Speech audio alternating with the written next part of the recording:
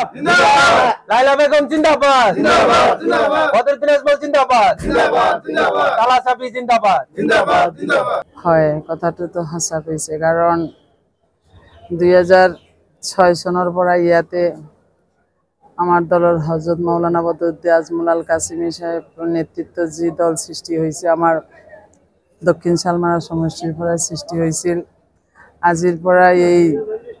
আজিৰ দিনলৈকে এই চলাফুৰা জেডপিচিত আমাৰ হজৰত মাওলানা বদৰুদ্দিন আজমল আল কাসিমিৰ যিটো নেতৃত্বত দলৰ যিটো ছত্ৰছায়াত আজিলৈকে কোনো ইয়াতে ইলেকশ্যন খেলি নিৰ্বাচিত হ'ব নোৱাৰা হৈছিল জিলা পৰিষদৰ।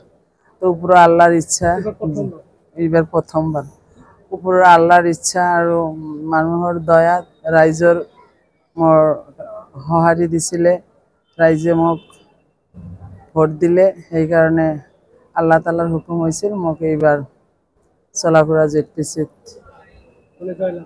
জয়লাভ। তেওঁৰ অৱস্থা আৰু কি ক'ম, মই কেনেকৈ ক'ম। মানুহ এজন হাৰিব লগা হ'লে তেখেতকো মই ভাল পাওঁ। তেওঁ মোৰ ল'ৰাৰ নিচিনা, মোৰ ল'ৰাৰ বয়স। তাৰো বেয়া লাগিছে, কিন্তু এইটো পাৰ্টিৰ কথা, নিৰ্বাচনৰ হাৰা জিকা আছে। আমাৰ বদৰুদ্দিন আজমল সাহেবৰ গা বেয়া। সকলে আপোনালোকে মিডিয়াৰ মানুহ, আপোনালোকেও গম পায় যে আমাৰ হুজুৰৰ গাটো বেয়া। ৰাইজে এইবেলি যিটো আমাৰ লোকসভা নিৰ্বাচন হৈছিল, তাতে মানুহ কিবা ভুলাভুলি বিজেপিৰ অত্যাচাৰত আমাৰ ৰাইজ ভাবিছিল যে আমি যদি কংগ্ৰেছৰ প্ৰাৰ্থী ৰকিবুলক ভোট দি জয় কৰোঁ, তেনেহ'লে আমাৰ বিজেপিৰ তৰফৰ পৰা আমি বহুত হেৰি পাম। সেইকাৰণে মানুহ বিজেপিক সকীয়াই দিবৰ কাৰণে আমাৰ ধুবুৰী লোকসভা সমষ্টিৰ মানুহ গোটেই চৰকাৰ অনাৰ কাৰণে ভোটটো দিছিল।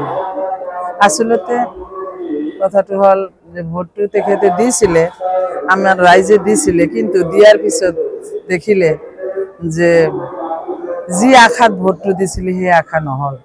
ৰাইজক আৰু সহায় সহযোগিতা, আমাৰ যিহেতু গৰাখহনীয়া এৰিয়া, আমাৰ দৰিদ্ৰ সীমাৰেখাৰ এৰিয়াটো, আমাৰ বহুত মানুহ নদীৰ কবলত পৰি আছে।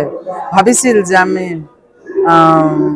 ৰকিবুল ছাৰক ভোট দিলে, কংগ্ৰেছৰ প্ৰাৰ্থীক যদি ভোট দিয়ে, তেখেতে চৰকাৰ হৈ আমাক এই গৰাখহনীয়া যিটো ধুবুৰী লোকসভা সমষ্টিৰ সমস্যা আছে সেইটো সমাধান কৰিব বুলি ভাবিছিল। কিন্তু মানুহ দেখিলে যে ভোট দিয়াৰ পিছত তেখেত কেৰাম MP হৈ গ'ল। সেইকাৰণে ৰাইজে দেখিছে যে এইবেলি আকৌ আমাৰ হজৰত মাওলানা বদৰুদ্দিন আজমল আল কাসিমি সাহেবেৰ ছত্ৰছায়াৰ যিটো দল হৈছে, সেই দলত মানুহ আকৌ উভতি দিছে।